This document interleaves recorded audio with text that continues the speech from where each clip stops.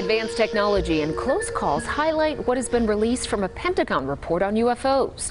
The executive summary was made public today. That's right. Well, there are some things already known about what is and what is not included. George Knapp of Mystery Wire is here to tell us more. Hey, George. Good to see both of you.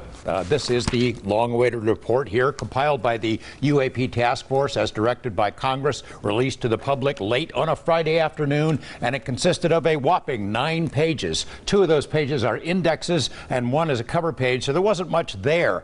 But anyone who's been paying attention would have known this report was never going to be a tell-all expose, an admission that space aliens are among us, that the Roswell crash happened, or that spaceships have been stashed out near Area 51. The reality is there were 2 reports. One was a longer, classified version given only to Congress, containing sensitive materials that the public may never see, and then the shorter, less definitive summary for the public right here. The report acknowledges the obvious. There could be many explanations for the cases examined by the military. The report included 144 total cases, 80 of those detected on multiple sensors. There were 11 incidents where American warplanes had near mid-air collisions with the unknown objects. There were 18 cases where the objects exhibited unusual flight characteristics. For the most report, that makes the case that we really do not know how to categorize these objects, that we lack information, and mostly that we lack the ability to ever figure them out. That what we need are better sensors, a free exchange of information, and less stigma for service members to report these things. Late today, we got the first comments from former Nevada Senator Harry Reid, who got the ball rolling on UFO studies back in 2007.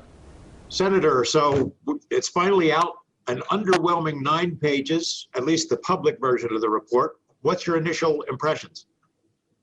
Well, the government has acknowledged that they don't know what these unidentified flying objects are.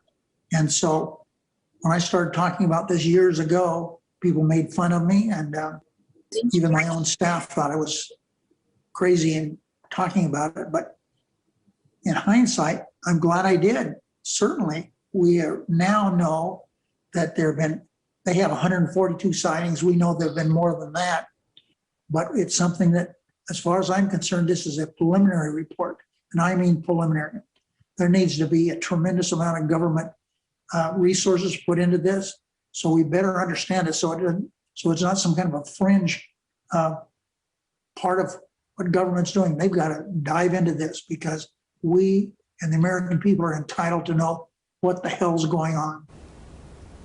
One possible outcome from this report could be congressional hearings into the UFO mystery. There were 2 such hearings back in the 60s, but since then, UFOs have been considered too wacky for Congress to touch.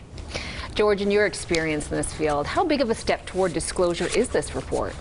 It's not really disclosure. It's one step toward disclosure. What it is sort of a form of confirmation that we actually have a legitimate mystery in here. This report essentially makes the case that we need a permanent, ongoing study, and if we're ever going to figure this out, we've got to assign it to someone, establish a framework for that, make it easier for our military members to report it, and then provide some money to dig into it and figure it out. Certainly.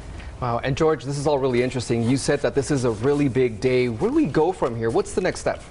Well, I think we need to put some money into it, establish a permanent study, but already what's happened is a remarkable change that I never thought I would see in my lifetime, all these years of chasing this crazy mystery. The Congress has admitted it's a legitimate mystery. It deserves our attention. They called for the UAP task force to be created. They created it. A report was put together by the Pentagon. The media is interested. They're covering it, that not all of us are totally crazed and out of our minds, and that it's a legitimate subject of inquiry. That's a remarkable change in just a short period of time, and I can't wait to see what happens next.